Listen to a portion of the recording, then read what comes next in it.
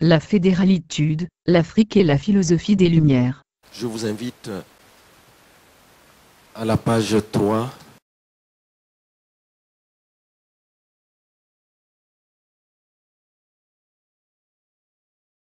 J'ai mis un tableau qui compare jusqu'à quelques jours avant la Révolution française de 1789, la situation en France et en Angleterre. On parle de 3 pouvoirs dans la démocratie: le pouvoir législatif, voter, élaborer les lois; le pouvoir exécutif, exécuter, faire appliquer la loi; le pouvoir judiciaire, juger et faire respecter la loi; et puis le rôle du peuple, c'est-à-dire voter. En France, en 1789, juste avant la Révolution, eh bien, tous les 3 pouvoirs appartenaient au roi. Et y avait-il le droit de voter? Vous voyez, non. On peut rentrer après dans les détails, mais globalement, le peuple ne votait pas. On était un peu dans la même situation qu'aujourd'hui, en Afrique, où le peuple, à la limite, dans cette case, est-ce que vous mettriez oui? Il vote, on le fait se déplacer, mais est-ce qu'on tient compte de son vote? Au final, c'est presque un non. Dans cette société de l'Ancien Régime, vous verrez aussi le deuxième tableau, que le clergé représentait 1% de la population, la noblesse 2% de la population et 97% de la population était ce qu'on appelait le tiers-État. Et ne vous étonnez pas si notre côté africain, si notre continent fait partie du tiers-monde. On est le tiers-monde, comme les paysans, 97% en France, étaient dans le tiers-État. Ils n'avaient aucun droit.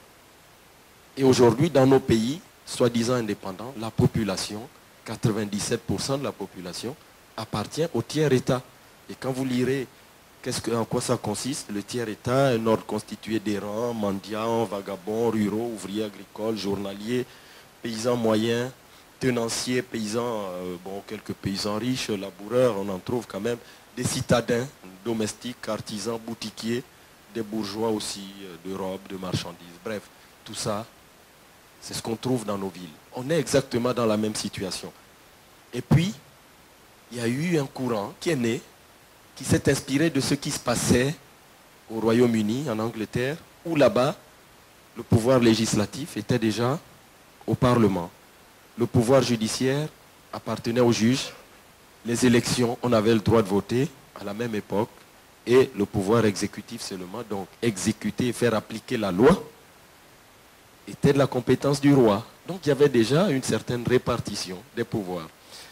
Donc les Lumières en France ont dit ça ne peut pas durer comme ça. Et ils ont commencé à revendiquer une nouvelle société.